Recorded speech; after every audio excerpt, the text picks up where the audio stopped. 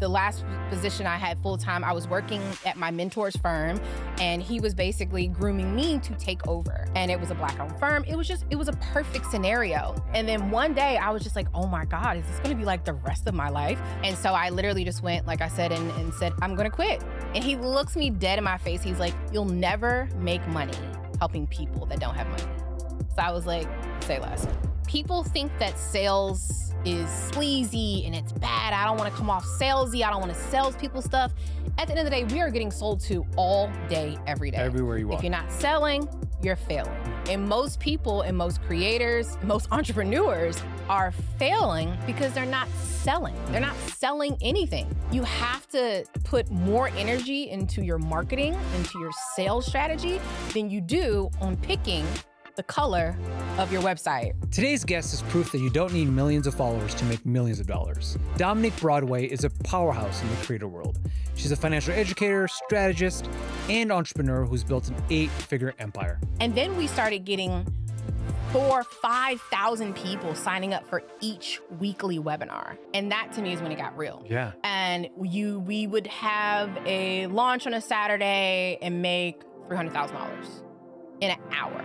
And I would just, like, I would hit end on the webinar and I would just be watching the sales come in. And I was just like, oh my God. AI, whoever, will tell you exactly what to do.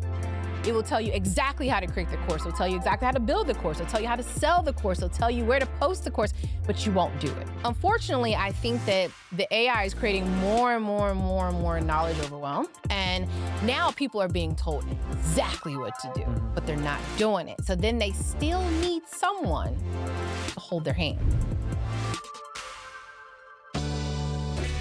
This is Creator Commerce, where the most successful creators break down how they turn content into commerce. If you're a creator and ready to become your own CEO and own your own audience, your revenue, and your future, keep listening. All right, Dominique Broadway, welcome to Creator Commerce. Thank you for having me. Thank you so much for being here. I am especially amped for this one, so again, really appreciate your time. Why are you amped? Because I've known about you I've been at Kajabi for 5 years now, and I've just seen a little bit of your journey. And every piece of it, I'm like, this is exactly what Kajabi is all about. So that's why I'm truly excited. So thank you for being here. We love to start with this question for everybody. How do you explain what you do to people who are not in your industry? I feel like I have to explain this to my family all the time. Yeah, exactly. So essentially what I say is I have an online financial education company, essentially financial education technology. And essentially we are educating a lot of mainly women, but also first generation individuals on all things money and helping them to become more financially confident so they can bring all their dreams to reality.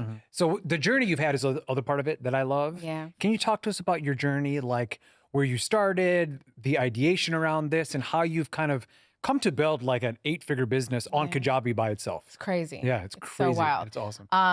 So my background actually was traditionally a financial planner and wealth manager. So I worked at UBS Financial Services. I worked at a lot of other major financial institutions and was helping high net worth individuals to manage their money and do all those things. Obviously went to college, majored in banking and finance, undergrad, went to historically Black college.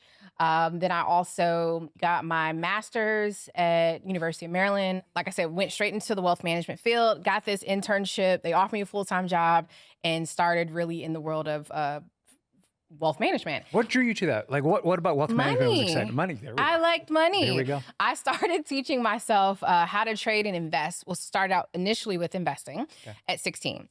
And I did that because I got tired of asking my parents to buy me stuff. And they're like, oh, you got to do this, you got to do that. I'm like, I just need to have my own money so I can do what I want to do when I want to do it. Yeah. And even by 16, I had already at 5, I had my first company. I started selling bracelets. Okay. By probably 15, I was the COO, Chief Operating Officer of a company called Kids Interactive Data Systems. And we used to teach kids how to use computers. This is like back in the day. This is when you were 15? This is when I was 15. Okay. So you're built different. Yeah. One of my really good friends, he had started it and brung me on, and we started scaling the company. And literally every weekend we would teach kids how to use various program softwares like Microsoft. Oh my God, I feel so old. Like Microsoft, all these different things, because they weren't teaching that stuff in school. And parents would send their kids and we would teach them how to use all these different tools on the weekends and during the week. And then, so like I said, my love for entrepreneurship was already there. And after my good friend at the time who had the company with me, he went off to college and I was like, well, I don't want to run this by myself. It's boring by yourself.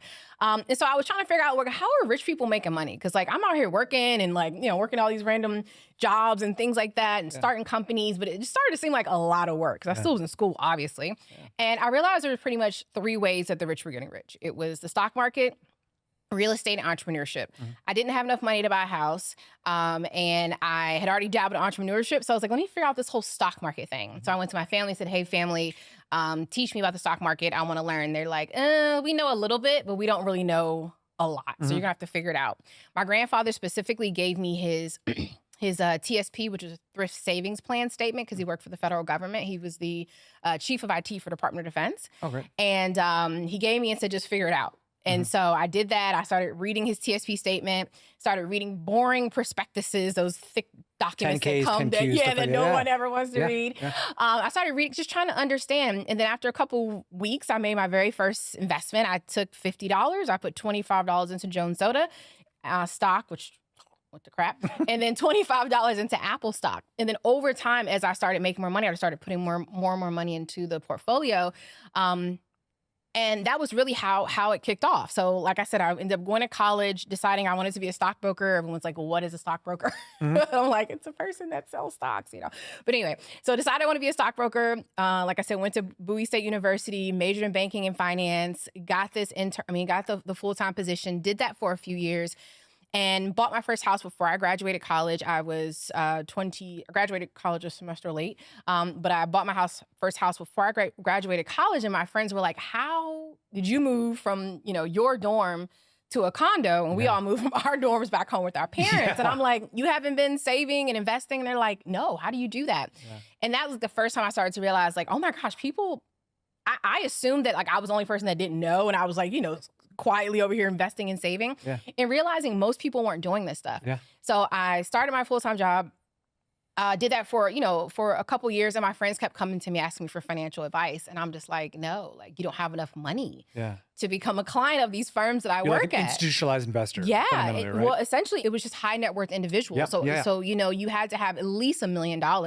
One of the firms I worked at, you had to have at least $5 million in investable assets to become a client. So I started to realize, like, this is silly. Like, these people need help. They need guidance. I legally can't even help them because I had licenses. And I can talk about this stuff outside of work. And so that's when I decided to quit my good job. And everyone thought I was crazy. I decided to quit my job and start my company. And the interesting thing is, at first, I wanted to get completely out of the financial services industry. So I was like, it's a bunch of crap. It's horrible. Da, da, da. And then, as I tell people all the time, that thing that people just keep asking and asking and asking, no matter how far I tried to get away from it. I tried to start a alcohol-infused cupcake company. I went into Baltimore. I put contracts down all these houses that were like $5,000. All my contracts kept falling through. And everything that kept pulling me back was the world of finance. So I ended up just starting my company in a weekend. Literally, I was riding in my car, and they're like, hey, for Sisters Only, it's this big conference, whatever. Like, for Sisters Only next weekend. And I was like, you know what? Maybe I'll get a booth at For Sisters Only and start my company. So I called my boyfriend at the time, who was a graphic designer. Thank God. I was like, hey, I'm starting a company next week. Can you make me some business cards and like a website? And he's like, gotcha. I go, I pay $1,000 for the booth. My mom's like, oh my God, that's so much money. And like, don't put your number on the credit card form. Someone's going to steal it. Like the whole, protective mom kicked in. I didn't listen. Paid $1,000 for the booth. I ended up getting about maybe 70 or 80 people that signed up for my little email list. And I ended up making about a third of them one-on-one clients, which was insane. Amazing. And that was really like how I truly started. So I've had my company now for about 12 years, and I've been on Kajabi for, I guess, 5 or 6. That mentality you had of just like, I'm going to leave my job. Yeah, I'm crazy. Without any, exactly. Like, can you, not crazy, it's awesome. Like, where did that come from? Like, is it something innate? Is it something you're like read in a book? Like, where did that motivation or that tenacity come from? It it's just inside of me. Yeah. I'm a true Aquarius. I don't like rules. I want to do what I want to do and I want to do it. And I remember sitting at my job and it was like, I'm in the dream position. Yeah. Like I literally, the last position I had full time, I was working at my mentor's firm and he was basically grooming me to take over. Okay. And it was a Black owned firm. It was a perfect scenario. Yeah. And then one day I was just like, oh my God, is this going to be like the rest of my life? Yeah. Basically just trying to beg rich people to manage their money. And I was like, I don't want to do this forever. And I remember going to him and I'm just like, this is not gonna, I don't want to do this forever. Like, why do you want to do this forever? And so it was just like this itch that I needed to scratch. And I kept feeling like, and I just feel so silly, like, where's this coming from? It was like, you're supposed to be doing something more. You're supposed to be impacting more people's lives. And I probably had maybe 30 or 40 clients that I managed. And it was just like, I feel like God was telling me, it was like, you're supposed to, it's more. There's more. But I'm like, what is the more? So when you have this feeling and calling, a lot of times it's not clear. Yeah. It was just like, you're supposed to be doing more. You're supposed to be helping more people. And so I literally just went, like I said, and said, hey, I'm going to quit. And he's like, why? And I was like, because I want to help people that don't have millions of dollars. Yeah. And he looks me dead in my face. He's like, you'll never make money helping people that don't have money. So I was like, say less. So fun fact, he definitely hit me up after the Forbes article came out. I was about to ask, full circle. That I did with you guys. And he's like, you proved me wrong, Broadway. You proved me wrong. I was like, great. Darn right I did. That's great. So you said before you started the current business, there was a period of time where you were trying to get away from it. Yeah. And like, where did that, like, why were you trying to get away from it? And like, a lot of the times we feel from our creators, it's like when people keep asking you about something, they look at you as a person with that knowledge, experience, or expertise that's best. And maybe first talk about like, why were you trying to do something different and what drew you back? Was it just the market or was it something different? It was so I graduated college in 2007. The market tanked in 2008. It was like it was wild. Okay. So I was entering the stock market, the world, the Great Recession. Literally. It was crazy. So that was a lot. But then outside of that, it was just seeing, honestly, how the financial services industry was. It is just a bunch of crap. Honestly, it's very corrupt. The way that they monetize and make money off of people, the uneducated consumer is worth more to any financial institution than an educated consumer. They make money when you don't pay your credit cards on time or you hold a balance or even managing money, the fees that they were charged. It was just like this. I just didn't like it. And it felt yucky, honestly, after a while. And so that's why I wanted to get away. What drew me back was the people constantly asking me for help. And when I look back on it, because I'm like, well, why is everyone asking me for help? Like, I'd only been out of college for a couple of years. Like, what do I know? But I realized I was doing the things. So like, I had bought my first house. I had my savings there. I graduated with no debt. But I wouldn't realize that, right? So I was traveling. So people are like, what are you doing? And we see you're doing it legally. So like, what are you doing? And that's when I started to realize they're like, I want the life that you're so, it's like, influencing before that was like a thing. But that's really what kept bringing me back. And then it was also even when my older family members started asking for help and saying, hey, like, I don't really understand a lot about retirement and I have 15 more years left or, you know what I mean? And I just wanted to help everybody, like everybody. And then also with that was also how I went broke. Yeah. Okay. That part. So. Let's talk about that part. So how did you go broke? Let's talk about that. So I went broke because I wanted to help everybody. Okay. And I wasn't charging enough. And this is something that entrepreneurs, creators, everybody and their mama does, right? You undervalue yourself, you undervalue your services, you don't price right, things of that nature. As I mentioned, I had bought my first house at 22. I had my little BMW. It was one of my dream cars.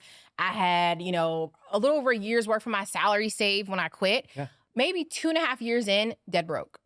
Car repossessed, house goes into foreclosure. And I look up and I'm like, what happened. And this is after you've pivoted into this area of like finances and everything, right? Yeah, which makes no sense. I'm like, I know what to do with my money. Exactly. But when you become an entrepreneur, a lot of times I call it the entrepreneurial fog. 1 month the revenue isn't there, and you're like, I'll just do better next month. I'll just do better next month, and then it just doesn't happen. And all of a sudden you look up and I'm draining my savings. Now, mind you, at the time, my clients, I'm working with clients one-on-one, they are thriving. Okay, they're buying their first house, they're buying their second house. So what you're saying is working. Yeah, it's working. Yeah. But I am not applying it. What they say, the cobbler's son has no shoes. Or basically, it was that situation. One of those, yeah. Credit went to crap, all the things. And that's essentially what happened. And it took me some time and a lot of entrepreneurs have been here before to get out of it. And it was really having to sit down and say, okay, this is not going to be my life, which is the book. Actually, I don't have my book with me today, but my book, The Wealth Decision, was literally, that was like that day. Like my book starts out as a journal entry and I'm just like, this is not about to be my life. I'm not about to be broke forever. This is not me. And so I literally had to make the decision that I'm only going to start making wealthy decisions every single day. I was making a lot of very broke decisions, not even realizing that that's what I was doing. Can you talk about the difference between a wealthy decision and a broke decision? Yeah. So a lot of times when we're making these broke decisions, we're making decisions that are putting us further and further and further into a hole, right? I consider a wealthy decision is even something like, hey, I'm going to, invest $100 this week, right? A broke decision is like, I'm going to take this $100 and I'm going to spend it on a bunch of shirts that I won't care about. Little things like that, that can start to be wealthy decisions versus broke decisions. Also too, it came down to like just mentally, like we all do it. We have like this, like, oh my God, I got myself in this situation. And then you have a pity party for yourself and I'm going to be here forever. And you start having those broke mindsets where you can get stuck. I had to start changing my mindset and saying, no, this is temporary. What can I learn from what I've gone through, right? And I realized I was actually able to learn a lot from that period. I was able to learn how to get myself out of foreclosure. My mom at the time had owned a company that helped people to do that. So with her help, she helped me to get my house out of foreclosure. I was able to get my car back from being repossessed and pay it off at a fraction of the cost. I was able to clean my credit up from the same temperature that you bake your cookies, from 450, from a 450 back up. Well, now at 800, but at the time, like back up to 700, which was the highest number at the time. So I realized that, and this is, I always tell people all the time, like when you go through stuff, like, yes, it's easy to sit and wallow in it, but you got to say, what can I learn from this? Right. And so I realized that now I know how to invest money. I know how to manage money. I know how to do strategic financial planning, but I also can help people whose credit scores are bad, who have to pay off debt. I had to get out of debt. So then I learned a whole new set of skills. Yeah. Right? Kind of both sides of the wealth equation, right? Exactly. And a lot of people don't have both sides of that. And so that was kind of what I had to take out of it. Yeah. So you mentioned pricing in there. And I think this is a big thing a lot of customers in Kajabi, but just in creators in general, when think about pricing. When they first start, it's always you're underpricing because it's like it's a confidence thing, whatever it is. And as you learn, there's a bunch of different ways to price. It kind of depends on the business you want to build. Like, what were the lessons you learned? It is a confidence thing. And I was factoring in, well, how I'm at the time, like I wasn't even 30 yet. Like, it's like I'm factoring in my age. I'm looking at like the prices that other financial planners and coaches are charging. And I would say, oh, well, she's been doing this for X amount of years. I'm going to just charge 30% of what she's charging. Just silly, like really silly. But you have to really think about the value. And I think what I was not understanding was the value that I was bringing. So I may have been charging, I don't know, probably hourly or something at the time. Maybe, I don't know, $50 an hour or something of that nature. But it's not like I'm working 40 hours a week, right? I'm maybe 3 hours here, whatever. So you're not full-time yet? No, I am full-time, but you have to think about it. If you're doing if you're charging someone hourly and you can only work with a handful of clients, right? So I wasn't like booked up 8 hours a day. Yeah, I get it. Right. But when I started to actually look at the value, so if I say, hey, you're retaining my services, and just from working with me for a month or two, now you have a strategy to pay off your debt. We have people who paid off, $40,000 in debt in a year.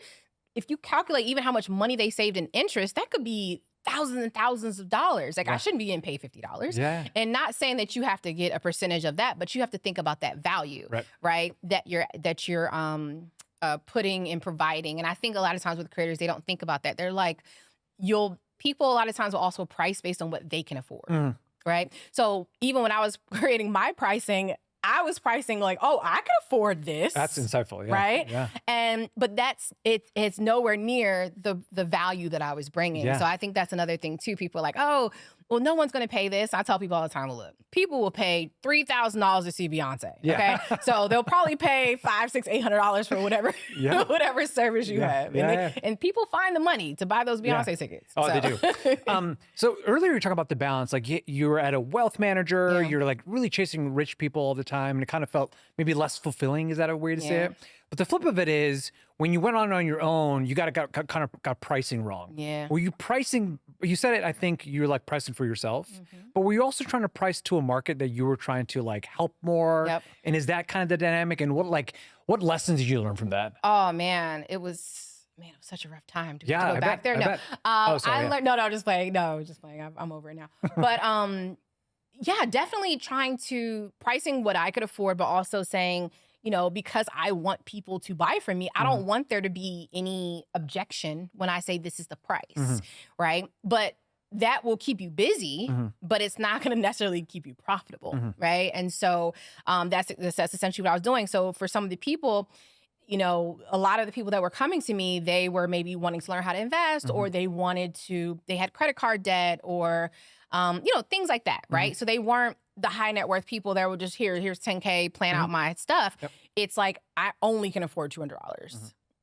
and so I had to realize, and this is honestly even why I started diving into the courses, I started to realize like I was working a lot of hours, and there was times I still couldn't even pay my bills.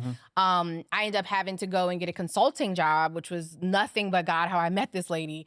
I got a consulting job at a nonprofit, financial education nonprofit, that gave me a retainer. I think the retainer was like $3K a month, but that $3K a month changed my whole world. Yeah. Because it removed all of the financial pressure that I had, because my bills weren't that high.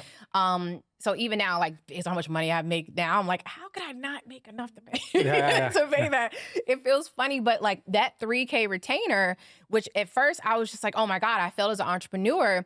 And I always tell people, like, there's nothing wrong with, I call it BJ, it's a bridge job, right? Get your mind off the gutter, but a bridge job, right? Get a good bridge job and it can hold you over. And it gave me the creative space and ability to just breathe and start to think about, how can I actually grow this business? And how can I replicate myself? Because I could tell already that I was not going to be able to just getting more clients wasn't the answer, right? More one-on-one clients was not the answer. So I had to figure out, how can I replicate myself? How can I monetize the skills that I have, right? And that's when I first started asking myself, well, what are the questions that people are asking me? And I started to realize people were asking me the same exact questions over and over again. Yeah.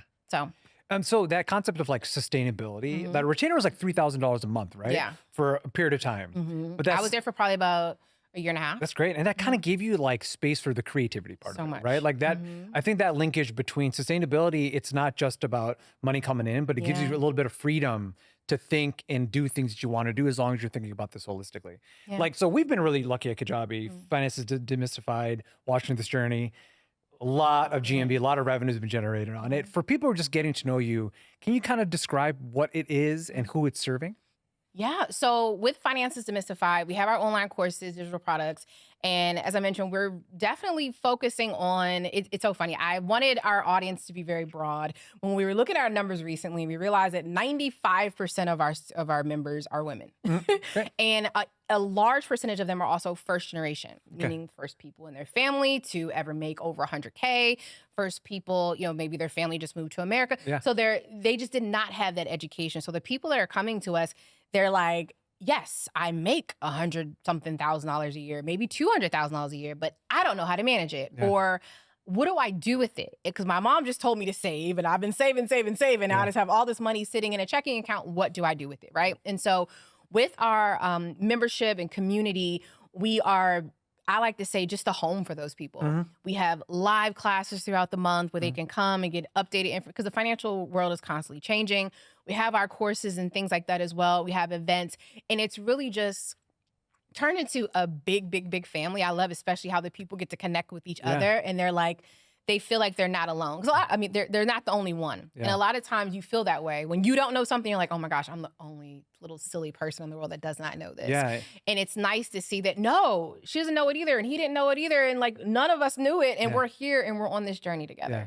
How did you learn that playbook? Like a lot of entrepreneurs, particularly creators, content creation is one thing. There's this idea of like introducing digital products, and then like taking advantage of digital products, building awesome digital experiences.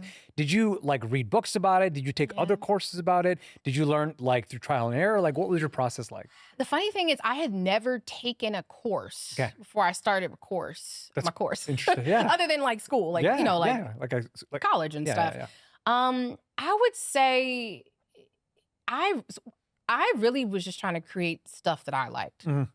Right? Like that was really it. Like kind of building for yourself. Almost. I was literally building for myself. Okay, cool. And when I first started, I hosted events. I would host, I called them these finances demystified happy hours in-person in events. DC. Yeah, IRL. And I would host free happy hours. And this was my legion.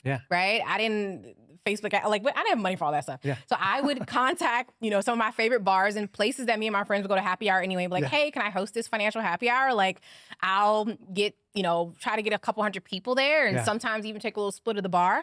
And I would go and I would have my little Eventbrite page and I would literally just to start tagging all of the young professional organizations in DC and then after a while, they would just start retweeting it. When Twitter was a thing, right? What is it called now? X. Something else. Anyway. But and they would just retweet it. And then all of a sudden, every month, I would have typically about 300 or 400 people that would sign up for my free happy hour. Even in true webinar fashion, 30% would show up because, you know, when something is free, you're you know, you're going to have a less, but it didn't matter. It's a funnel because I was getting emails. I was growing my email list. And so I just had to do it the way I could. And then I would get a lot of them to sign up as one-on-one. I was still doing one-on-one at the time. And that was completely my funnel. And I would host one every single month. So I was averaging, you know, between 300 to sometimes 600 emails a month that I would get. And I wasn't paying anything out of pocket because I wouldn't have to pay for the venue because I'm saying, hey, I'm going to bring people to people. You. And that was really how I did it back in the day. And then how did that, so you're taking these like, you're being smart about this like on so many different levels, right? It's like, I'm getting email addresses, I'm building direct relationships with these people, I'm hosting these events, so we're building a community around this. When you start, like, talk to me about the first digital product you built and that launch and what was like exciting about it, if there wasn't, what was bad about it, like that whole experience. Really quick, I want to say one thing about the events. One of the things that I love, and I always tell creators now, like if you're just starting, if I was starting right now, that's what I would be doing. In-person events again. Because after COVID, people want to get back in person. The cool thing really quickly, I'll never forget one event we went to, two best friends that came together. And I used to have like these little cards on the table to kind of provoke money conversations. Come to find out, one of the girls that they came together with had the complete answer to this other young lady's money problem, but they had never talked about it because people don't talk about money with their friends. And she comes up to me in tears like, oh my gosh, I've been dealing with this thing. My friend had already dealt with the same thing, told me exactly what to do and just solved my problem, but we would have never talked about it. The power of the community. So that's why like the power of the community, I started to see it early on. So a couple years go by, I decide I need to like figure out how to multiply myself because I'm getting tired. And was that it? It was like, it's just the scalability of a digital product. I'm like, this is not possible. You can't, it's just not possible. You get, oh my gosh, and it's so stressful meeting with people one-on-one. Essentially, they come and dump all their financial stresses on you. I would like leave my office and just be like, oh my God, I am exhausted. And I am a very like empathetic person. So I'm like, I'm all into your problems. Like, you know, your problems, you have given them to me. Thank you. Now I'm trying to rework them. I'm up at night trying to rework your problems. It started to get really stressful. Anyway, my first digital product was called the Finances Demystified Bootcamp. And I think we had about 25,000 people that went through that program. And it was literally the same exact five maybe courses or four or five courses. But it was literally the 4 or 5 things that I would take my clients through. Same exact thing. And so they would just go through week by week, just like if I was meeting with them one-on-one. That was my first digital product. Got it. And then I slowly just started to sell that. And I didn't sell it as like a membership. It was just like a one-off course. Yep. Our biggest course that we launched on Kajabi. And that was my biggest launch ever. I did a whole webinar. This is your first launch? Yeah. First big launch. Biggest launch ever. Uh-huh. Well, my first one was the Finance Demystified Bootcamp. Yep. But like the first one where I feel like my real online internet marketing magic. I had never done a webinar. Yeah. I had did like little online things like live events, but not like a real true webinar.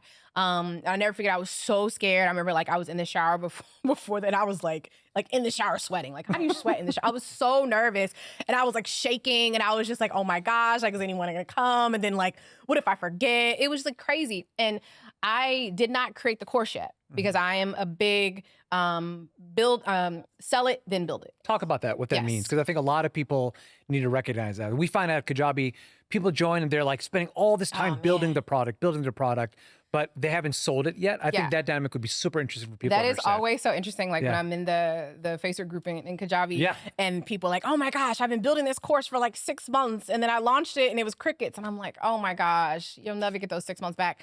But essentially, I don't want to waste time. Yep. And I had done that before. I've built the Finance Demystified Bootcamp, which did well, but I had built other little courses that just got flopped. No one wanted it. So I finally gave in. Everyone's like, Dominique, you got to teach people how to invest because you're killing it. You're doing great. And I'm just like, no, I'm still trying to get away from this whole stock market world. I don't want anything to do with it. It's so bad. And so not the market, but the things that go around ecosystem. It. And so I never forget saying I don't want to, I don't want to do. I feel like everyone that teaches this stuff is super scammy and they're whack. And someone's like, well, this is why you need to do it because you're not scammy and you want people to be successful. You're genuine. And I was like, that makes sense. So I launched it. I did not build the course. I only built a landing page. So essentially, I had the idea saying, hey, I'm going to teach this webinar on investing. Click here, come please. And sent out some emails because I did have that email list, right? Yeah, you accumulated it over time. I had maybe 20,000 people on Instagram, if that. Yeah. And then probably not even that. Sent out the email, created a landing page, and built my slides. That's it. That's all I made. That's all I did. Because I'm like, I don't want to waste a bunch of time building out something that nobody wants. Yeah. So I did this, launch it. We did about 60. We were selling the course for $1,000. We did 66 sales in 12 minutes. Yeah. We did $66,000. That was enough money to make me want to sit down and build the course. Oh my God. Well, it's kind of it's product market fit before building the product. Exactly. Right? And that's what I feel like more people need to do. I just hate when people waste so much time and money building something that nobody wants. Yeah. And so the cool thing about this was that I said, cool, well, let's build this. But I had set it up as a 4-week kind of like a cohort. Yep. So I was actually building it out week by week. My students didn't know this, but I was building it out week by week. And it was so helpful because I was able, I had a roadmap of the course and I stuck to that, but I started to tailor it because the things when you are all into something and know a lot about something, you're like, no one wants to hear this. No one wants to hear this. I started to realize what the people wanted to learn was a way more basic than what I was about to serve them. I was about to give them a lot of formulas. I can get really financially nerdy. Yeah. They didn't want that. And so I was able to start tailoring the course week by week based on what people wanted. Right. And then my next launch, I think I tripled that. I think it was about 180. Okay. Because now people are telling people oh my gosh, this girl is teaching us this stuff. It is so good. And then our biggest month, we did $1 million. Yeah. Yeah. So that's awesome. I mean, that it's you're getting that feedback on your product real time. It was so good. And the ability to, that's entrepreneurship, right? It's hey, here's what I want to do. I have a kind of rough roadmap of what I want to do. Yep. But if I'm hearing from my community or my audience or my customers that we want to take it in this direction, or to your point, simplify it a little bit, doing that real time and then iterating that into your product over time, that's fascinating and also beneficial. Yeah, it is. And I think a lot of times as entrepreneurs and people in general, we're we get our minds stuck on how we want something to be. I want it to be like this and like this only, but nobody else wants this, right? And so you have to be open and be flexible to listening to your audience that's how you're going to make the most money. Yeah. What do the people want? Give the people what they want. And they're going to tell you what they want, you know? Keep your ear to the ground. When did this feel real? Again, you had a $66,000 launch, your first launch. Was that the moment where you're like, oh my gosh, this is going to turn into something? Or was it even earlier? I thought it was. Or is it after? I thought it was like, wow, that was a great, one-hit wonder there. I would say probably 4 months in. I had exhausted my email list. And I was like, okay, we need to hire like an ads person. To me, that's when it started to get real. Because now, like when I did this launch, mind you, I had one VA in the Philippines. Julie. That's your whole team? Whole team. Got it. Bless her heart. Me and Julie. Julie? Shout out Julie. Love Julie. Yeah. Shout out to Julie. Yeah. She's been with me now for about 9 years, Julie, actually. Oh, she's still with you? She's still with me. Great. She's still with me. Holy shit, Julie, don't go nowhere. I love her. But it was just me and her. And my previous partner at the time, he was helping me kind of with the course as well and teaching some of it for me after a while. But I was still doing customer support, marketing, the webinar, and teach. It was a lot. I also had a newborn. So I'm like breastfeeding and like, answering customer support emails at 1 a.m. And it just started to get really, really draining. I had no time whatsoever to spend any of this money. I was not spending the money. I had no time to do it. And that's when I'm like, I need help. And so when I hired the ads person, that's to me when it started getting real, because then we started seeing this like massive growth, because then we were able to target not just a few people on my email list, but now we're targeting hundreds of thousands and eventually millions of people a month. And then we started getting 4,000 or 5,000 people signing up for each weekly webinar. And that to me is when it got real. And we would have a launch on a Saturday and make $300,000 in an hour. And I would just I would hit end on the webinar and I would just be watching the sales come in. And I was like, oh my God. It was insane. That is unreal. So that's when I was like, this is like a thing. This is like a real thing. And we just, after then you need more people. You're like, with me and customer support was not enough. So that's when I really started to realize that it was like a thing. Talking about your team, shout out to Julie. The team has grown a little bit. Like how big is it and how it's structured? So I would say at our peak, we probably had maybe like 20 people on the team. Now we only have probably 7. And that is really just, we've been able to trim the team with technology, AI, all the things. Automations, things like that. And so right now, I would say on our team, we do have an ads person. We have Julie that basically does all like marketing tech, so all the Kajabi landing pages, all those things, keeping the course up to date. All the webinars, all the marketing tech and things like that. We do have a customer support person. We have a community manager who is a former student. She's also a lawyer as well, but she's a former student, and she just came in and just killed it. This girl's really good. So she helps to teach the classes. And who else do we have? Actually just brought on a president, which I'm really excited about. So I just brought on a president and a chief growth officer.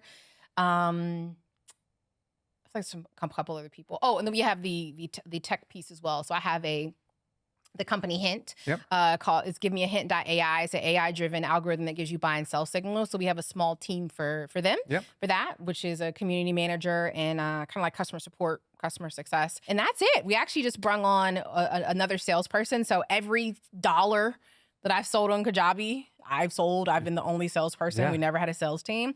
So now we're expanding to bring on a sales team and things like that. But the team is still very tight and very, very small. Is it mostly virtual, or do you guys get together? All virtual. All virtual. How often do you guys get together, or do you? We haven't we used to get together once a year, but we haven't gotten together in probably 2 years. But now I would say most of my team is actually in the Philippines. One's in Brazil. We only have maybe 2 people in the U.S. now. Okay, cool. Talk to me about doubt. Like, as you've iterated your business, it feels like, again, tens of millions of dollars, like you're doing really well. What are moments of doubt, and like, how did you manage your way through it? Like, what was that like? I think the interesting thing is that you assume that when you make all this money that like the doubt goes away. You're just be like 100% confident all the time. Like, I'm the girl. No, like that's not the case. If anything, it starts to creep in even more, right? Because you're just like, am I servicing all the people? Like, is everyone being successful that joins the program? Like, you start to think about different things, right? And then you also even think like, what if I can't continue this? Or what if AI comes and takes my job? You know, the Dominique AI or whatever. You have the doubt stays. And then there's also the whole saying of the more money, more problems. Yeah. Oh my gosh, people. That's true. That is real. It's expensive to make money, right? And you got to have more people to help you manage it. And so the doubt starts to trickle in because you're just like, this is a lot more than I thought it was going to be. You know, it's a lot more responsibility. Now you have employees. It's just a lot. So the doubt is constantly there.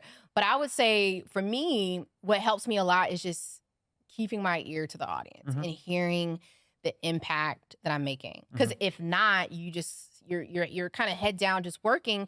You forget why you're doing this, which is to help people and impact people's lives. So I try to listen to my students as much as possible and hear that it's working. Yeah. And that really helps to kill the doubt for me because it reminds me why I'm doing this. I still feel like this is my purpose in my life, to demystify the world of money and finances and to empower people to feel financially confident. And, you know, that's what it's about. So on the days when maybe the tech isn't working or the email, things go wrong. You're just like, why isn't anything working? God, you said this is my purpose. Why did the email not go out? You know, it's just like you start to like make the littlest things a big deal. But I have to say, I honestly remembering my why. So my why being impacting people's lives, and then my children as well, and just all the other people that are inspired by the silly things I do on a daily basis. Yeah. So. I mean, in that vein, so we've talked about the knock on whatever this is, brown couch, a lot of success, a lot of milestones. What's one moment where you were like, I cannot believe that just happened? Like, wow, I just accomplished something. I would say I had set this goal to make $1 million in a month. Yeah. Well, you know, I'm an entrepreneur. I like to say crazy stuff. You know, I'm going to do $1 million in 10 minutes, you know.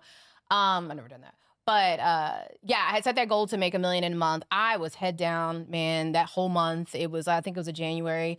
And I never forget, it was a Friday night. I didn't even go out. Like I said, I wasn't even spending this money. I was at home hanging out with my baby and my partner at the time. And I just happened to, I think, look on Kajabi or something.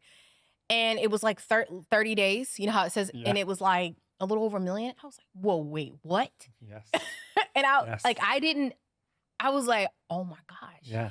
And I was like, it was that moment. I was like, this is insane. Even though, like, you know, remember the show Who Wants to Be a Millionaire? You always feel like you're going to have to either be on that show or like, you know, hit the jackpot or just invest your way to the million, but it's going to take a long time. And I was just like, we really generated this amount of money. And I had been so head down that at one, I was disappointed that I had been so focused on my business that I had overlooked this major milestone. Yeah. I remember the next day I told him, I said, listen, I need to take like a couple days. I need to do a staycation. I was living in Miami. I went and like booked a room. I was like, well, I have a lot of money. Like, where does Beyonce stay? I Googled, where does Beyonce stay when she comes to Miami? And they're like, the Faena. I'm like, book a room at the Faena. I go to the Faena and literally I was so tired. I like stayed in this room the whole like 3 days. Yeah. And I just had to sit there and just sit in it and be proud of myself. And then I love cake. Yeah. So any excuse to just straight cake. Eat, just cake. I love cake. Susie cakes, any cake. Who cares? It's cake.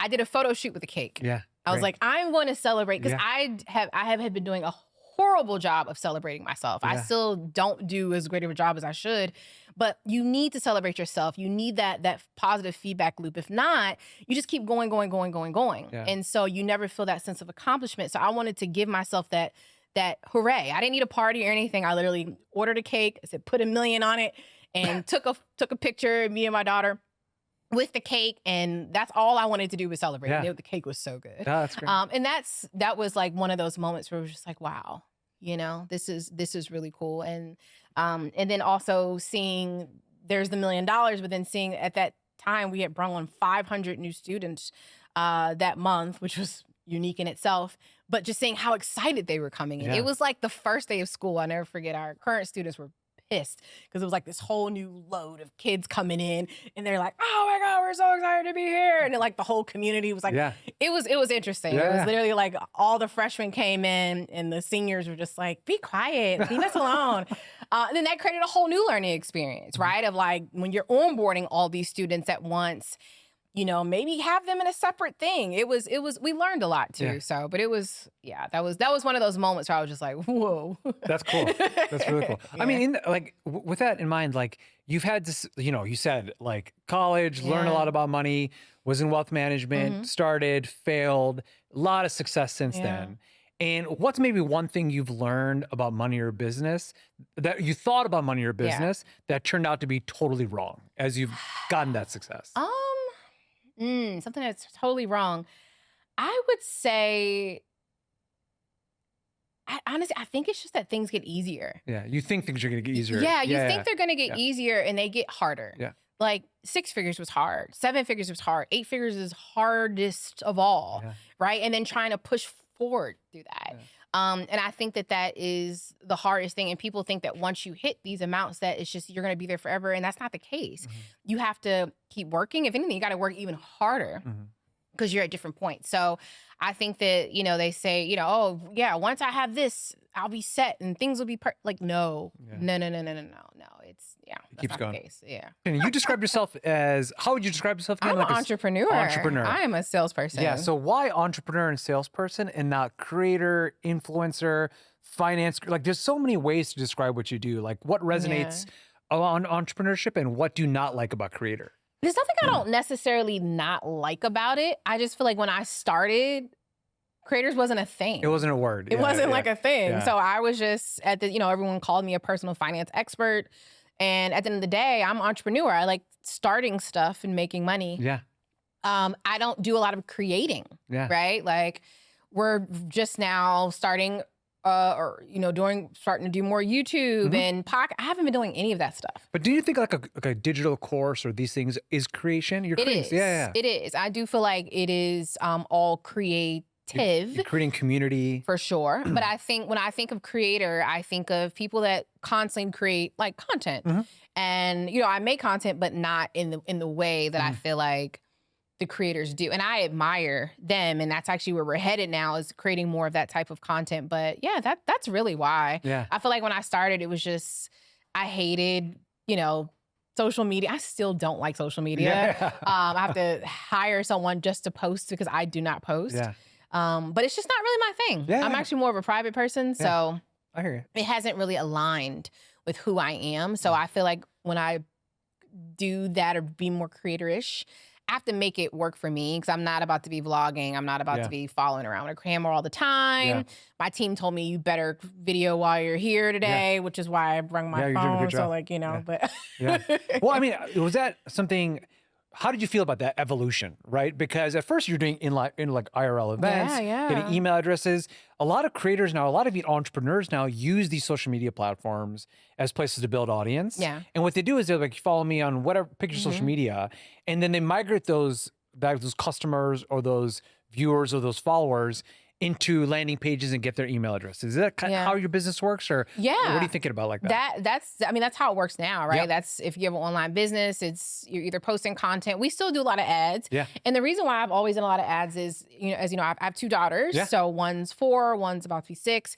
And I've been mommying. Yeah. And so I just really didn't a lot of times have a lot of the time and capacity to make a lot of content. Yeah. And so with ads, and sending my lead straight to, a Kajabi landing page or wherever, it just worked for me. Yeah. It allowed me to multiply myself in a way and to be in a lot more places than just posting something will go. Because, a lot of times with the algorithm, even now, like we're like only a percentage of our of our audience is seeing our content, but when you put money behind it, they're all going to see it, and hundreds of thousands more of lookalike audiences that, and it really, to me, also helps you to find your exact ideal person, right? Because a lot of times, when you're posting content, it's just people, whoever happened to just be on and scroll. They would not ever buy anything from you, but when you're able to, take, the list of everyone that has purchased from you and say, I want you to find me 20,000 more of these people, I can use my dollars to find those exact people. And so for me, it's been a better use of time and a better use of money. But obviously in this world now, we have to do a lot more. So we're going to be doing a lot more content for sure. But that's cool. So, okay, this is a concept that I think we talk a lot of people about. I'd love to get your insights onto it. There's revenue, which is awesome, right? Revenue is great. Every business wants to drive revenue. There's also profit, right? And in the middle is operating costs and you know, software vendors and all that kind of stuff.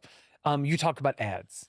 How do you go? What's your strategy around ads? How do you think about ROAS, return on ad spend? Like, what is the math going on under the hood for your business that makes sure that you're not just spending, you know, you're making a lot of revenue, but if you're not making profit, it kind of doesn't make sense for what you're trying to build, right? For sure. And the good old days when you could get that 4X, 5X ROAS. Oh man, the good old days. I haven't seen those days in a while. How long has it been since you've seen those days? Oh man, probably 3 years? It's been a while.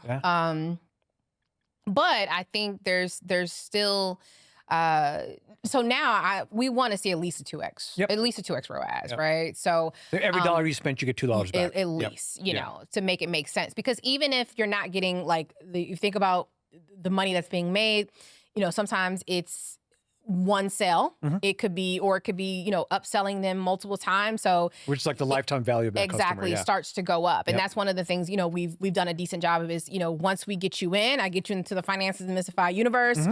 You may start out with a $7 product, and then you're maybe a $47 product, and maybe a $1,000 product, and maybe a $5,000 product, right? And so just being able to get them into my universe is to me what's most important. That's kind of like your funnel, right? And then you're providing more value every step of the way. And so if that person feels like they're getting a lot of value, paying more money for it makes a lot of sense. Exactly. And it's always cheaper to sell to an existing customer than to have to constantly go out and get new customers. Absolutely.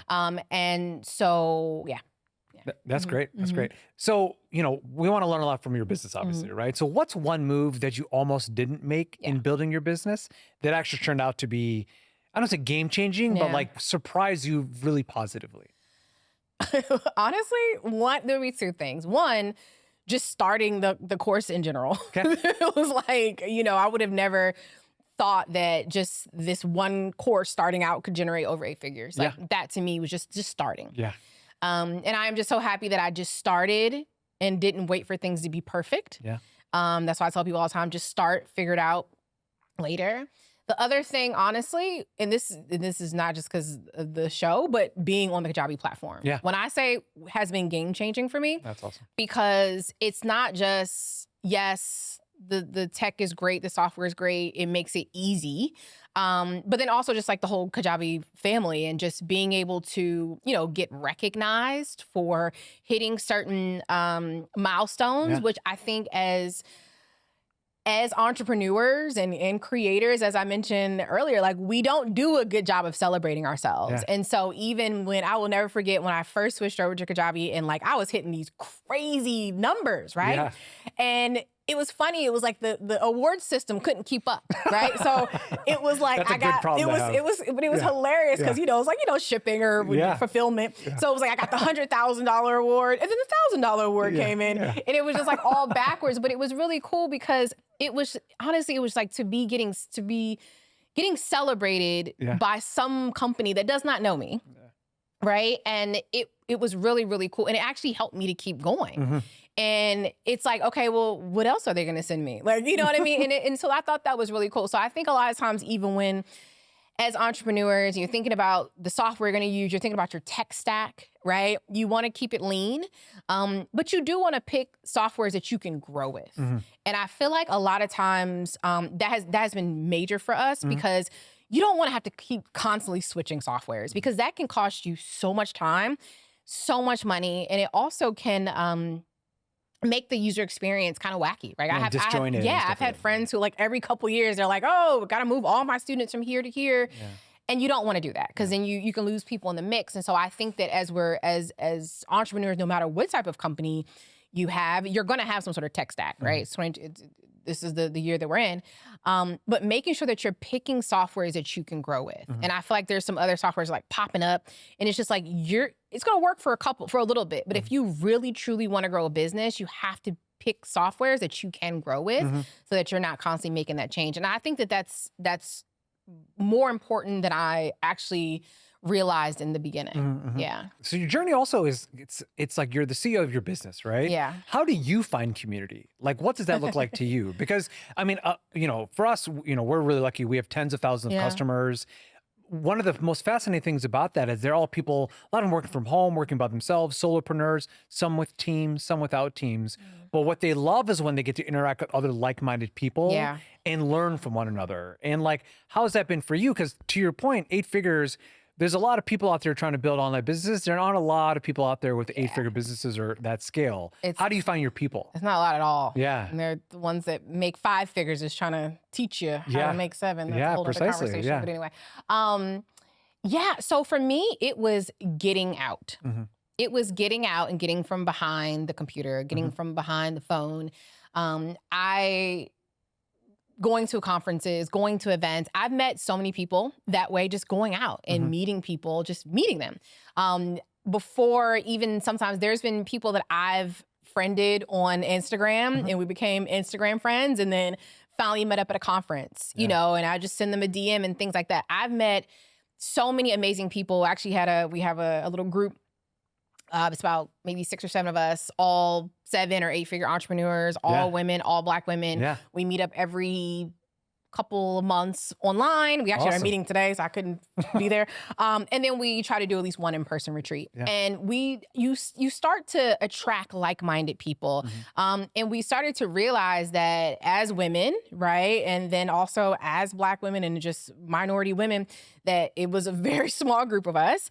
And then there's different unique challenges, right? So that could be just being taken seriously. Like, you'd be surprised how often I still don't get taken seriously as now a multimillionaire and I have this 8-figure business and men still just like, oh, are you just like a fashion influencer? Like, no. First of all, they make a lot of money, but I'm not.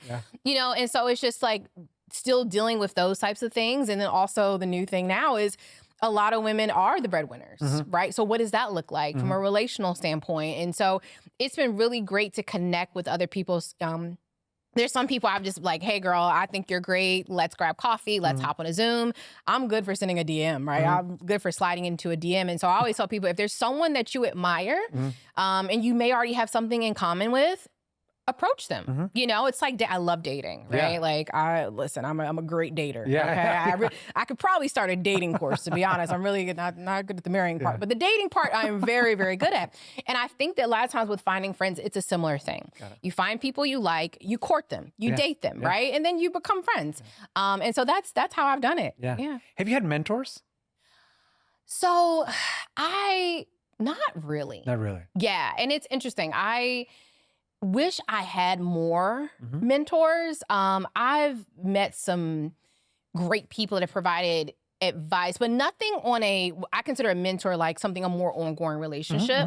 But I've had some just great people who I know I can call if I have, need advice. But not necessarily like an ongoing mentoring relationship. Do you do mentorship?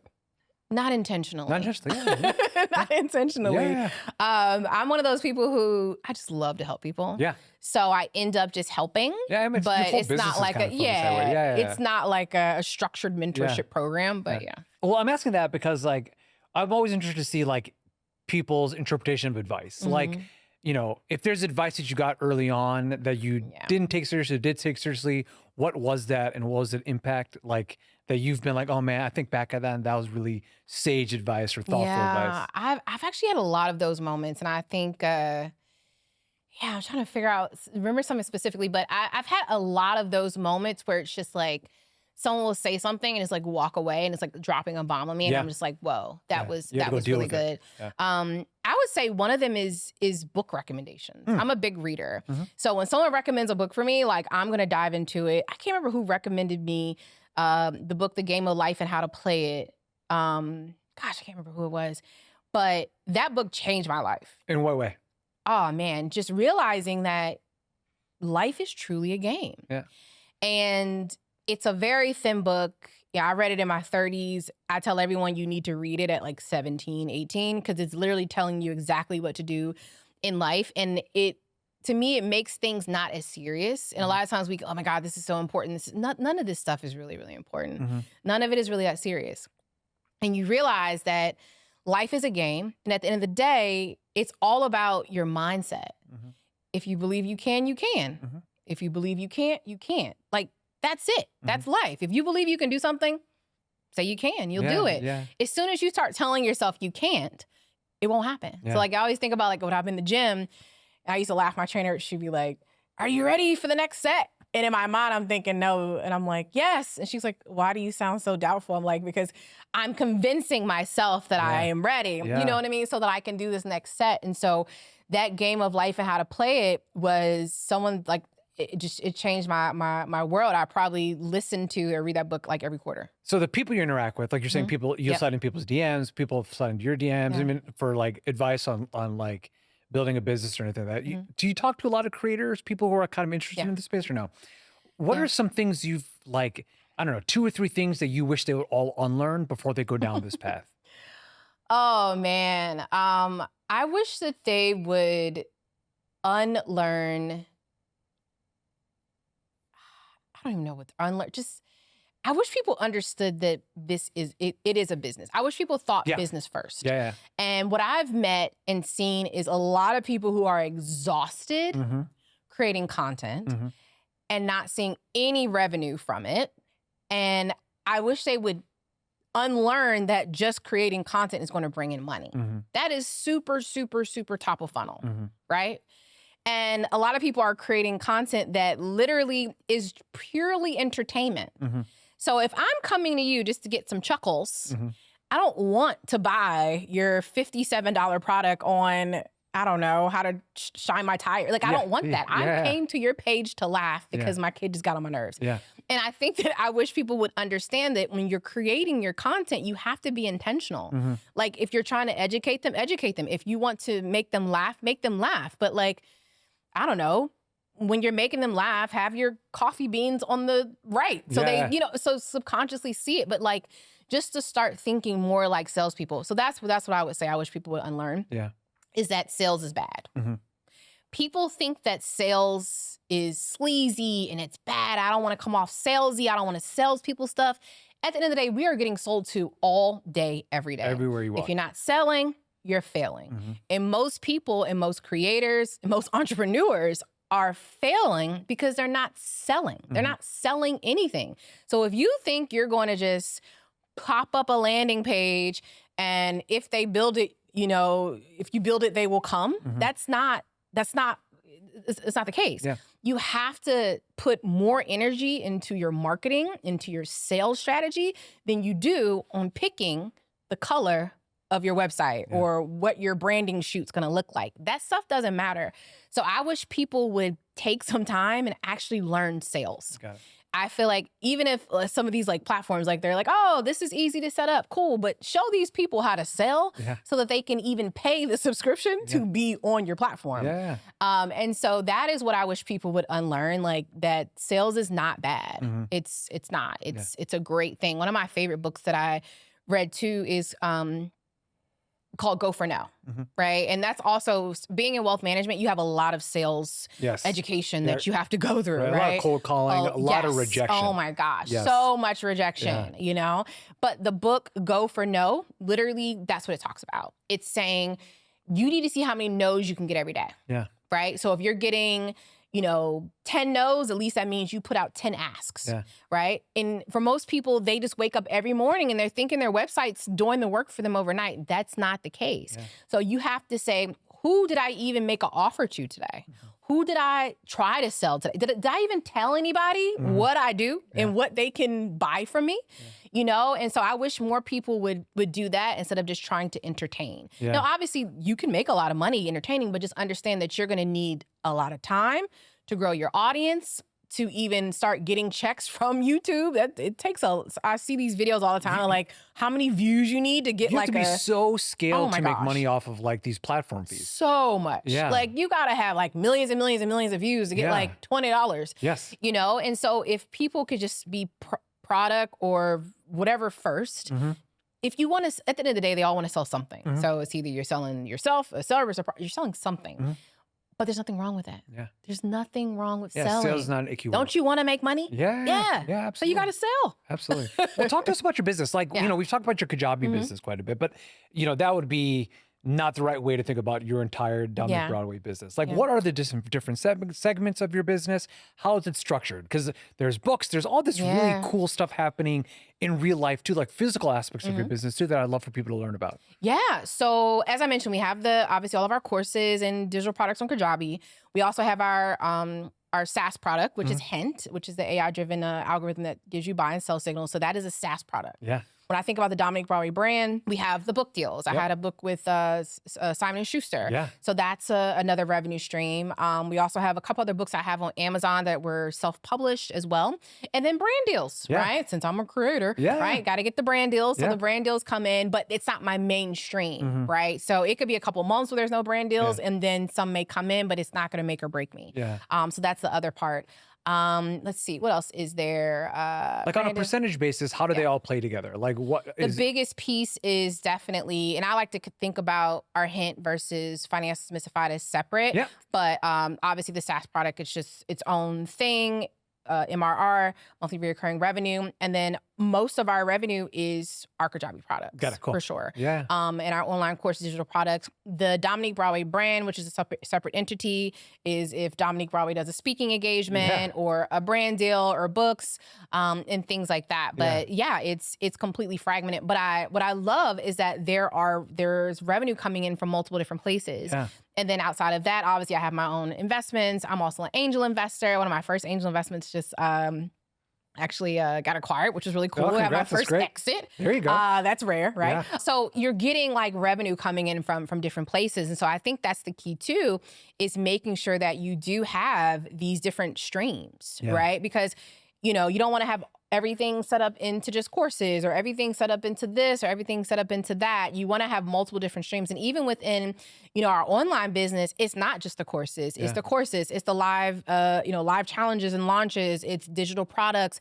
So we have sales that are coming in every single day, right? That's not just the course sales. They could be smaller digital product sales. So there's so many different ways that, I don't want to be mean to the cats. There's so many different ways to skin a cat. Please don't skin cats. Yeah. But you know what I mean? No, Like there's so many ways to do it, especially now. It's as an entrepreneur, my team has to I gave them permission to tell me to chill out because I have a new idea every 20 minutes, right? And so I have all these new things I want to expand into, but I think it's important sometimes to make sure I had a thing at, when I first started was I was not going to start a new revenue stream so I can get at least $1 to $1 million. Yeah. Because I think a lot of times people will start these streams like, oh, I got $20 coming in over here, $100 over here. And it's you're just spreading yourself thin. Put all of your energy into one thing and get that somewhere solid and then move on to the next stream. No, it's really interesting. Kajabi, we're super lucky. Our customers, our creators have generated over $10 billion. Yeah. People like you. We have somebody who's made over 100 million. We have thousands of people who've made over $1 million, tens of thousands over 100,000. And the dynamic around them is they're all diversified businesses, to your point. So there's courses, digital downloads, newsletters, podcasting, coaching, communities, all different ways for them to make digital income, but they also have these brand deals. They have, sometimes if they're skilled on social media, they have these platform playouts. So it's one goes up, one goes down. They're always kind of generating revenue. Yeah. And that is what creates these fantastic outcomes. But the mentality is very entrepreneurial, right? Which I think is something that as you scale, you're okay, I'm going to make money this way, but here's another way for me to do it. Yeah. And let me diversify myself to make sure that it's always kind of happening while I sleep. And that's the key. Like you're saying, thinking entrepreneurial and not just, and I think sometimes when people think creator, they put themselves in a little, a little silo. Oh, this is where I stay. I'm just a creator. It's no, you are a creative entrepreneur. You're an entrepreneur that happens to just be able to create high quality content, and they're going to be the richest people. Yeah. If you can take some AI and create and put it all and mix it up together, the next set of billionaires is on the way, and they're going to come quicker than anything this world has ever seen. Yeah. I mean, our entire mission is actually to help ambitious creators become successful entrepreneurs, right? And that mentality shift. Help me get to the billion, man. Yeah, we're going to get there. We're going to get there. We're going to get there. How do you think about brand? So you've mentioned it a couple of times. And the cool thing about you is particularly your business, is that you're the center of it all. You're the gravitational pull of all these different parts of it. How has brand played a role for you as you've scaled? Because at first you kind of got to build a brand, build a list and all that stuff. Has it gotten easier for you to like build your business because people know who Dominique is? Or what role has brand played in your business? So it's interesting. Brand has played a huge role, a bigger role than I would have ever thought it was going to play. When I first started my business, I didn't want my name on it. I didn't want to be the face. Why is that? Because I'm a private person. I've always wanted to be rich. I've never wanted to be famous. And I'm not famous, but you get what I'm saying. Like when I was a kid, I'm like, I'm going to be really, really rich, but I don't want to be famous. I don't want anyone to know me. And that's how, when I first started. And my business was kind of lulling along, right? And I had a friend who I guess we call a mentor. I guess I have a lot of mentors, I guess. He said, he was like, Dominique, if you just, was more public facing, you're a pretty girl, you're smart, you have a great story, you have a background of doing this, you would make a lot more money. And I was so hesitant and resistant. And he was right. When I did start just talking and things picked up. When did you do that? When was that? Oh man, a long time ago. Okay. Don't Google those YouTube videos. But I look at me, I was so bad. Everybody starts somewhere. I was so bad on camera. I was like, oh, so you could probably just see the sweat marks. It was crazy. But no, it really did change. And so even now, and that's what I tell people all the time. At the end of the day, yes, build your product. You can, my goal is to sell Finances Demystified one day. So, which is great. But even when Finances Demystified is gone and hopefully has a new home, I am still Dominique Broadway. That's right. Right? And so that is when I realized that having a brand is the most important thing. So like there's so many companies that we can just pick up the phone and call and they'll call us back. Or if we want to sell something, we can sell it, right? Because there's the brand, there's the notoriety, the stuff that backs it up that says, hey, this girl has done the things that she said. But the funny thing is, like I said, I didn't know I was building a brand. Where like when people now, they kind of like, oh, I'm building a brand, and they start like, that wasn't my intention. I was just like, I need to sell more stuff. So this is a means to do it. This is a mean to do it. And then all of a sudden, then brands started reaching out to me. Like, oh, we want to do a brand deal with you. And I remember like the first, and like, what's the brand deal? Like, what is that? Like, what do we do? What do I have to do for this money? Not understanding. So I feel like I kind of like fell into it. Yeah. And then now, when, like, I'll never forget, I signed my first book deal and I'm just like, what? This is crazy. Like, these are all goals I had set for myself. But I think subconsciously, I'm just like, how the hell am I going to do that? Like, how am I going to get these things? So even my first brand deal, when my book went to auction and we had multiple publishers bidding. And then like when we got the final number and I'm like, what? This is crazy. That's crazy. Just because I have a brand. Yeah. So like I said, I told creators now, like it's build your brand. Yep. At the end of the day, you are you. Oprah is Oprah. Whoever, Gayle King is, whoever, you are you. No matter what you build, I think it's great that no matter what goes on with your company or whatever, you are whoever you are. You have your expertise. You have your experience. That's something that you can monetize forever unless you screw up your brand. That's one thing. But, as long as you stay on the good side, you'll be good. Yeah. Yeah. So with that in mind, like there's brand, there's content, there's also AI that's happening in the background. And you have kind of like an AI business going on too. Yeah. How do you think about what AI is doing to the industry and how the industry reacts and evolves to that? And also what are you trying to do with the AI as you think about this year, next year, and your just, as you build Dominique Broadway and all the businesses you have? I'm so obsessed with AI. Yeah. Like so obsessed. Been investing in AI stocks for years. A lot of my students made a lot of money investing into AI stocks. I'm very excited about it. It's exciting and scary at the same time, basically. For me, I think it's going to water down the information industry, right? I do think it's going to water it down. ChatGPT can just spit things out in a second, Perplexity, whatever. But I think that this is when brands is in community is going to be more important than ever. Yep. Because yes, anyone can, the first time I saw how fast ChatGPT whipped up an investing course after I spent all that time building my investing course, it makes your stomach churn, right? But at the end of the day, you still have to have a solid brand, a solid marketing strategy, solid implementation, solid action taking skills to see things to the end. And that's the one thing I'm noticing. These AI and things like that, it can whip up a course in a minute. It can build your newsletter, do all these things like that. But people don't take action at the end of the day. Unfortunately, most people are lazy, right? They're like, oh, I'm gonna talk to ChatGPT and I'm gonna da-da-da-da-da, right? I had a friend over recently and she was saying that she wanted to expand this arm of her business. I said, cool, let's whip this up, right? You know, I love to, strategize. We sit there, I'm strategizing, we're talking through, I built out this whole thing. Cool, you'll be able to hit, 150K in a couple months, blah, blah, blah. All you gotta do is right? Laid it out. This is what she said she wanted. I check in with her. So how's it going? Oh man, I've been so busy. I haven't done it. Da, da, da, da. You said this is what you wanted. Yeah. But it kind of just further shows that no matter AI, whoever will tell you exactly what to do. Yeah. It will tell you exactly how to create the course. It'll tell you exactly how to build the course. It'll tell you how to sell the course. It'll tell you where to post the course, but you won't do it. Yeah. So unfortunately, I think that the AI is creating more and more and more and more knowledge overwhelm. And now people are being told exactly what to do, but they're not doing it. So then they still need someone to hold their hand. Or the accountability. And accountability. Yeah. And that is where having a good brand, right, comes into play. Yep. That is where having a community, where you come over here to this community. Yes, of course, ChatGPT told you exactly what to do. Yeah. But come over here, we're doing it together. Yes. We're gonna meet every Monday at 2, and we're gonna make sure we get it done. Yes. And that's what people need, right? And so that's where I'm like, yes, the information industry is gonna get watered down for sure. But at the end of the day, the community and the brand is gonna be even more important. AI in general, for us, we just launched AI Demystified, which I'm really excited about. We're demystifying the world of AI now.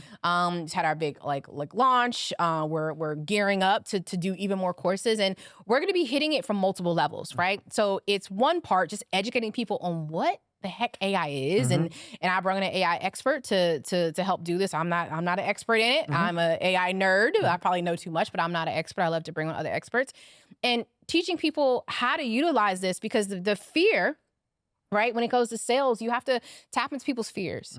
What are people scared of right now? Losing their job to AI. Well, let's show you how to utilize AI to be better at your job, right? I chuckled the other day. We were on a all-team meeting, and I'm like, God, why is there so many people in here? Like, our team is not that big.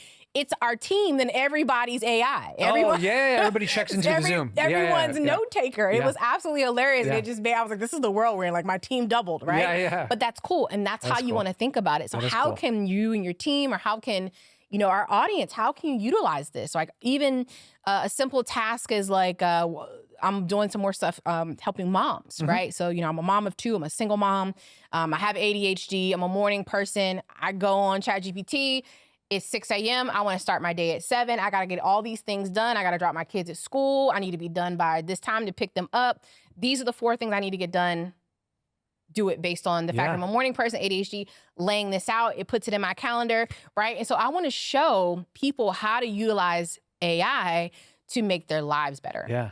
Right? And make our lives better without having to hire a personal assistant, And so that's what I'm most excited about. And then also, I'm AIing my brain and all those things that are happening. And so when you say that, you're creating like a repository, like your own LLM, essentially. Yeah. Okay, so that's the next thing. I think they're a couple weeks out from that. Great. So that's gonna be great, right? And so I think about that as how I was able to take my knowledge and turn it into a course or a product. But now you can just go and talk straight to me without talking to me. I love this, right? Infinite scalability. Exactly. Infinite scalability. So that is some of the places that I'm headed. And also even little things like creating more interactive worksheets, right? Getting rid of what do you call them? Just fill in the blank worksheets and we're trying to start turning all of the worksheets and things like that. We're about to start redoing some of our courses into stuff that's interactive, right? So each, let's say for the budget worksheet back in the day, here's your budget worksheet was an Excel spreadsheet. Now it is like a app or AI-driven app where you can just type it in, it's going to save it, and you don't have to worry about any formulas or anything funky like that. So that's another way we're trying to add in AI to our education resources. That's amazing. Yeah. So on Creator Commerce, we had this segment where we call it The Thing That, and it's pretty self-explanatory. So let's go some cards and see what happens. Is that right? Let's try. Okay. The thing that reminded you why you started this in the first place? Meeting people in public who say that the information I provided actually changed their lives or helped them buy their first home or things like that. That's beautiful. The thing that went way more viral than you expected. Some video I made about like investing for my daughters and how they're on track to be millionaires by the age of 16. Yeah. The thing you created that makes you smile every time someone brings it up. My company in general. I'm not the most consistent person, but the fact that I've done it this long makes me smile. That's beautiful. The thing you wish more people knew about the business side of financial education. It's really hard trying to convince people that they need to care about their money. It's very difficult. The thing you still want to create but haven't made space for yet. I want to build a skyscraper. Whoa. I want to be a real estate developer. That's your next iteration. Dominique Broadway real estate. Okay. The thing that made you fall in love with money, not just earning it, but teaching about it. Seeing people, the financial confidence that people have when they understand that they can make their money, that they can be in control of their money, and that it can help them reach their goals. That's really cool. That's great. And the thing you did that scared the hell out of you but paid off. Everything. Quitting my job. Yeah. Quitting my job and going broke. Yeah. That's great. So now's the time on Creator Commerce where we ask the creator to give our audience a creator assignment. This is an opportunity for you to task them with something to accomplish over the next week or so. I love giving out homework. Okay. So the assignment is scroll through all your social posts and see what questions people are asking you. Take those questions or just link all of your posts into ChatGPT or your favorite AI and ask it to generate whatever product would help solve the things that people are asking for. And then go create a landing page, preferably on Kajabi, list your product, and start selling it. And just see what happens. And you don't have to create the product if you don't want. Just create the landing page, tell them that the product will launch in 2 weeks. You're doing pre-sale and see how many orders you get. Awesome. That's the homework. Report back to me how much you sold. That's great. Dominique Broadway, thank you so much for joining Creator Commerce. We absolutely are so happy to have you here. Thank you so much for having me. Wow, that conversation with Dominique was strikingly transparent. I appreciated her sharing that even after building a business generating millions of dollars, doubt still shows up with her. That honesty is a powerful reminder. Doubt is part of the entrepreneurial journey, no matter how much success you have. What resonated with me most was her advice on moving through it. Stay close to your audience and listen for the proof that your work is making a difference. Those reminders keep you grounded in your purpose and the impact you're creating. Big thanks to you, Dominique, for sharing your story, and thank you to everyone for tuning in with us. It's time for us to go, but it's time for you to build. It's time for you to create. Until next time. Creator Commerce is produced by Ash Jones, Robin Hopkins, and Kate Anderson. Production support is by Kate Escarciga. Production design is by Charlene T. The show is edited by Meltem Saricicek. Original music and sound design is by Monogram Sound. This show was filmed and recorded by Tyler Henderson and Ash Jones and is a Winston Francois production for Kajabi.